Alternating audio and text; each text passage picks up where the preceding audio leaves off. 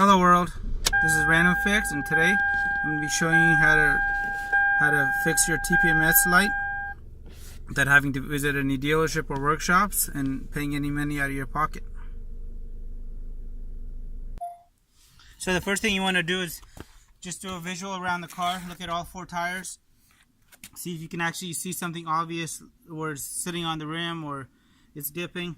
I've driven a lot of RVs across the country, so we did this thumb test. Sometimes if you got a 18-wheeler or a car, you just can't see if you can see anything, or you don't know which tire it is.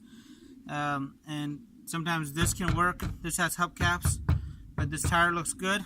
Now I'm going to go ahead and go to the next tire. Alright, so this is the one I suspected actually is low on air.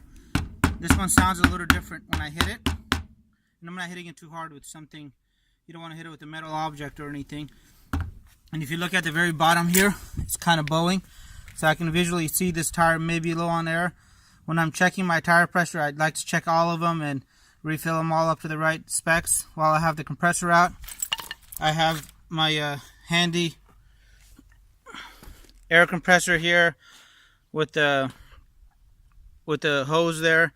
I don't really like to use these guys. They're somewhat inaccurate, and you have to sit there. I'm going to show you guys my little secret technique that I use.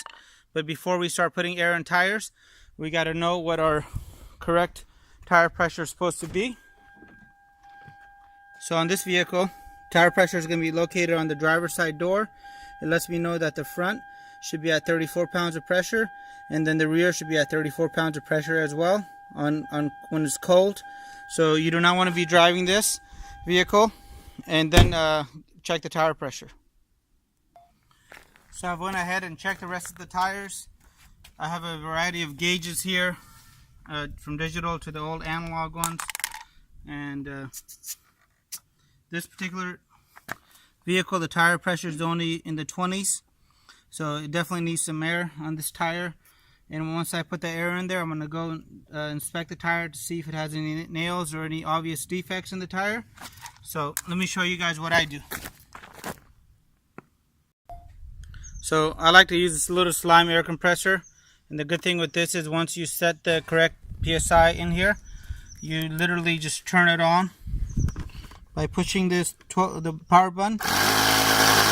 And you walk away and it puts it at the correct pressure. So let me pause the video while this inflates. One thing I did want to point out on any vehicle, and normally in the owner's manual, if you go to the back and you look up tire pressure, the system in the back, it'll tell you what those codes mean, how to go about getting them fixed if they do have a reset procedure in there for your particular car.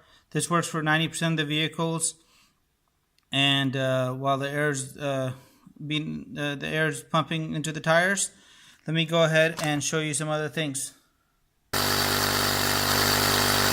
so the compressor is running. It reached 34 pounds of pressure, and by itself, it should just turn off within the next couple of seconds. Let me go ahead and wait for that. Let's count down to 5, 4, 3, 2, and 1. So normally turns off by itself. It might have a slow leak in here, but the compressor has got a really good reading. It does turn off. I leave it running. I just don't want to bother you guys with the noise on here. While the compressor was running, I went around and checked on all the tires, and you should have know. Please make sure all your tires have the valve caps on here on the stems. If you don't have that, you could be causing yourself damage. You might be slowly leaking out of there. And do not buy the metal ones, always plastic. And now if I go ahead and go inside the vehicle, sometimes the light resets just by doing that.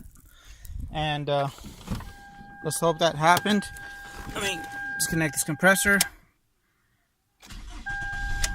and we'll go to, there's the TPMS light. The TPMS light just turned off by itself after I put the right amount of air. If it didn't, go take the car for like a 2 or 3 mile drive. It will turn off. On some vehicles, Nissan products especially, it lets you know which tire is actually low on air, which is really cool. I'll have a link to the compressor below. And as I said, you just set it, walk away, and it'll put the right amount of air. It will not overfill it. and you could adjust it to whatever car. It's pretty easy to do that. And thanks for watching, guys. If this video helped you out, give it a thumbs up and have a great day.